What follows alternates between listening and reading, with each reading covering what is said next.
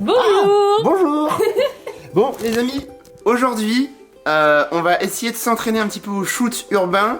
C'est vrai que c'est quelque chose que j'ai jamais trop fait. Du coup c'est un truc que j'ai bien envie de partager avec vous, de tester. Vous partager un petit peu comment j'imagine, comment je conçois mes shoots. Oh là là. Ouais, ça peut le faire hein. Je tiens à dire que ça fait à peu près depuis 2 semaines que genre il fait pluie, nuage, pluie, nuage. Donc c'est un petit peu chiant. On est ready? Les femmes qui se préparent. Chat, one wheel bleu ou one wheel jaune? Tu sais quel c'est le nom? J'ai 15 kilos de plus que toi. Je vais vous prendre des fumigènes, s'il vous plaît. Comme fumigène. Vous avez quoi comme couleur? J'ai jaune, blanc, vert, bleu, orange, noir, violet, rouge et rose. Ils sont à combien? 6? 6 €. Bah, je vais en prendre 3 rouges, s'il vous plaît. 3 rouges? Ouais, j'en ai. Merci beaucoup, au revoir. C'est pas donné, 6 €. Mais ça tient 1 minute. T'as intérêt. C'est cher la minute hein. Ouais. Bon chat, voici Confluence. C'est là où on va shooter. C'est bien stylé, tu vas voir. Après, le soleil n'est pas au rendez-vous. Le vent Et là. est là. Le froid est présent. C'est pas ouf hein. C'est pas les meilleures conditions. Là tu vois généralement genre l'eau elle est lisse, elle est plate. Là c'est la tempête quoi. Bon, je t'avoue que pour faire un shooting avec un fumigène, beaucoup de vent, c'est pas ouf. Du coup, demi-tour, on fera plus tard. Puis Charlotte est un petit peu en train de mourir de froid. La froid. Bienvenue à l'apocalypse. On reviendra faire le shooting avec des fumigènes. Promis. Bon, alors chose très marrante, on était sur le chemin et on a un livreur qui nous a appelé en nous disant j'ai un colis pour vous et j'ai laissé et je l'ai laissé dans l'entrée. On lui dit dans l'entrée, c'est-à-dire dans le hall de l'immeuble. Donc on sait pas s'il est encore là ou pas, mais les livreurs sont de plus en plus intelligents. Verdict, Mais les colis. il y a les colis. Ils vont vraiment être débiles quand même.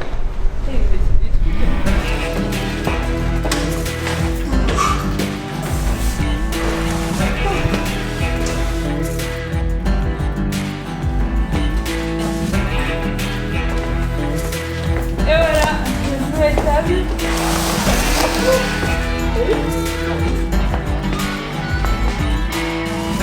On vient de rentrer, je suis désolé, c'est le retour des vlogs, donc il faut que je vous présente un petit peu les choses. Hein. J'ai fait mon premier flan pâtissier hier.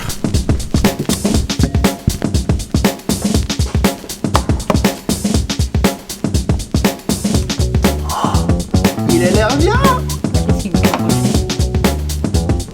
T'as me l'enlever de la bouche. Trop content pour le nouvel appartement, donc c'est Tipto qui nous a envoyé une table basse et une table d'appoint. Donc eux ils font du mobilier éco-responsable fabriqué en Europe. C'est quali, durable et surtout on a mis 4 minutes montre en main pour tout monter. Non mais arrête, je suis en pyjama. Oui, je me suis moquée de toi, je suis désolée. J'en ai marre, on a mis 2 heures à aller à Confluence ce matin et là regardez. Chier putain. Tiens, il fait soleil. Ah putain, tu m'as fait peur. Ah moi ça j'ai l'impression de redécouvrir genre la vie. Ça va être pas mal. J'ai trouvé le spot. Ici. Regardez, j'imagine le spot. Donc ici, la composition ce serait ça. Un cadre de l'image, l'ombre, le soleil qui tape ici, donc il y a moyen de récupérer des belles lumières orange et jaune, et le fumigène. C'est pas mal. On va sortir le matos et on va établir une zone de shoot ici même. Viens voir là ce que ça donne. Ça donne un truc comme ça. Et le fait d'avoir le fumigène, ça va apporter beaucoup de couleurs avec du dynamisme. Toi Charlotte, il faudra que tu avances face à moi en faisant des mouvements comme ça avec le fumigène. Ça va faire beaucoup de couleurs rouges. Il faudra que tu regardes bien face à la caméra. Et en soi, ça peut être stylé. Bon, je viens de tester plusieurs trucs. Le 12-24, c'est pas mal. Mais je pense que je vais être mieux avec le 24-1-4. La bête est là. Il faut juste regarder s'il y a des gens qui arrivent. Tu marches tout doucement. Non. Tu marches tout doucement. Attends, laisse-le un peu derrière toi. Mets-le un peu derrière toi. Allez, marche vers moi. Putain, ça vient par derrière. C'est bien, ça roule. Ah non. Allez, viens.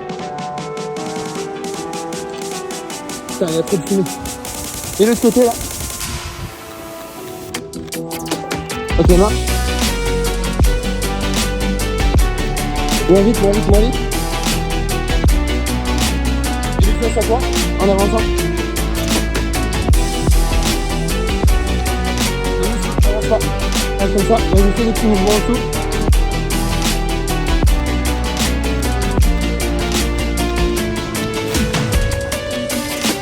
Oh putain, c'était sport. Trop de... C'était sport, la mise au point se faisait pas. Ah, et j'en ai pris plein. Bon, compliqué parce que le vent allait vers moi. Je pensais qu'il allait derrière. C'est dommage parce que ça faisait pas une nappe. J'ai essayé de me décaler mais c'était pas l'angle que je voulais. Normalement ça fait une masse de fumée énorme. Et dès que tu bouges, genre... bon, complicado. On rentre. On en refera une. Ok les amis, de retour à l'appart, on va voir un petit peu si les photos sont potables ou pas. Franchement, j'ai pas été très satisfait du shoot parce que il y avait pas mal de vent. On ne trouvait pas, mais il y avait quand même pas mal de courant d'air qui ramenait la fumée en direction de l'appareil photo. Le cadre, je pouvais pas me retourner parce que c'était vraiment le cadre avec la composition que j'avais déjà établie, donc je pouvais pas, comment dire, je pouvais pas me retourner pour profiter d'avoir le vent dans le dos. Et en fait, l'idée de ce shoot, c'était vraiment emmagasiner un max de fumée derrière derrière le sujet. Comme ça, on aurait eu une nappe bien rouge et elle aurait avancé en faisant des gestes. Et j'aurais figé le mouvement avec une vitesse très rapide. Du coup, ça s'est pas passé comme je voulais. Ok, donc là je vais utiliser mon sélectif. On va essayer de retravailler un petit peu la fumée pour voir un petit peu ce que ça donne. Donc on va ajouter de la clarté, de la texture et de la netteté. Donc la texture pour texturiser, la clarté pour clarifier. Et la netteté pour donner un peu plus de détails. Et en vrai, regardez un peu ce que ça donne en termes de détails. Moi j'aime bien, c'est pas mal.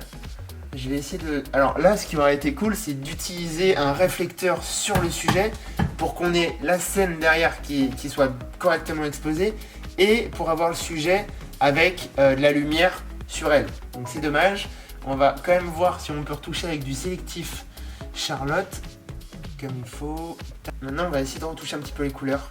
On retouche le ciel derrière. Et ce qui est important là, c'est de jouer sur les jaunes. On va essayer de les donner une couleur un peu plus orangée. Ouais, j'aime pas mal cette photo. Je pensais que c'était un shoot raté. Je pensais qu'il n'y aurait aucune image potable. Et ben finalement. Donc finalement sur le lot, il y en a genre 1, 2, 3 qui sont potables. Bon, il y en a 3. Je pensais que c'était un shoot foiré. Et ben c'est un shoot plutôt réussi. C'est pas mal. Ouais. J'aime bien. Je vous affiche les photos en grand. Dites-moi un petit peu ce que vous en pensez en commentaire. Quant à moi, aujourd'hui, c'est un grand jour parce que j'ai contacté quelqu'un sur Le Bon Coin pour acheter un nouvel objectif. On va lâcher un peu plus de 1000 balles aujourd'hui. Yes, c'est parti. Comme d'habitude, je suis extrêmement à la bourre. Hello, ça va? Ça va et toi? Je suis en nage. Écoute, moi je fais 3 étages avec les 2 gamins. Ah ouais. Ça va? Enchanté? Ça va? Enchanté? Ça va mon gars? Même si on est pavé, le one wheel, c'est pas mal. Bon, je suis content. Je viens de m'acheter du coup un tout nouvel objectif. 24-70 f2.8 G Master, c'est un objectif de fou furieux. Et je vous avoue que je me suis posé la question, est-ce qu'il vaut mieux acheter d'occasion ou est-ce qu'il vaut mieux acheter neuf? Donc avec la société, je peux récupérer la TVA, donc c'est tout de même intéressant, tu gagnes 20%. Mais je vous avoue que parfois il y a un delta beaucoup plus important. Et c'est vrai que neuf, tu as la garantie, en occasion tu l'as pas. Mais si c'est pour économiser 1000 balles, des fois tu te poses vraiment la question. Du coup, première étape quand tu veux acheter un objectif d'occasion, tu tapes sur internet Argus matériel photo et tu vas tomber sur des sites qui te proposent des cotes selon les boîtiers et les objectifs. Donc moi je savais que je voulais le 24-70 2.8 de Sony. Donc la cote était à 1400, j'ai trouvé une annonce à Lyon à 1300. J'ai essayé de négocier un petit peu, ça a marché, j'ai gagné 100 balles, donc je l'ai acheté 1200. Et là je sais que voilà, par rapport au prix de marché j'ai gagné 200 €, donc je pourrais le revendre un peu plus cher si j'en prends soin. Et surtout, j'ai économisé 1000 € par rapport au prix du neuf. Donc là, je ne me suis pas posé la question, je me suis dit, bon allez, je vais le payer de ma poche, 1200 balles, et je serai ravi. Deuxième étape, c'est une fois que vous êtes allé rendre visite à votre vendeur avec votre masque, il suffit de vérifier l'état extérieur de l'objectif. Est-ce que ça accroche? Est-ce que ça fait du bruit? Est-ce que quand vous secouez un petit peu, on entend des choses dans l'objectif qui pourraient signifier que l'objectif est tombé, qu'il y a des lentilles qui sont cassées? Constatez visuellement l'optique de l'objectif et surtout l'arrière pour voir si c'est pareillé, voir s'il n'y a pas de corps étranger dedans, etc. Bien évidemment, je n'avais plus de batterie, comme d'habitude. Donc, pour terminer mon petit speech, voici la bête, le 24-70 en chair et en os. Donc, objectif incroyable. Et donc le troisième point quand on achète un objectif d'occasion, après avoir vérifié les lentilles, c'est de le monter sur votre boîtier et de prendre plusieurs photos à plusieurs ouvertures pour voir si ça fonctionne bien, pour voir s'il n'y a pas de bruit et surtout pour voir si la mise au point fonctionne. Après tous ces tests, et si tout fonctionne, vous pouvez partir tranquille. Et c'est ce que j'ai fait et je suis bien content d'avoir ce petit objectif. Bref, on arrive en fin de vidéo. J'espère que ce petit vlog à l'ancienne vous a plu. Dites-moi si vous en voulez d'autres. Et quant à nous, on se retrouve dimanche prochain pour une nouvelle vidéo. Et cette fois-ci, ça va être un petit behind the scene, une vidéo bien stylée, une vidéo b-roll. Bref, j'ai hâte de vous montrer ça. Bonne journée, à bientôt, bonne semaine, salut.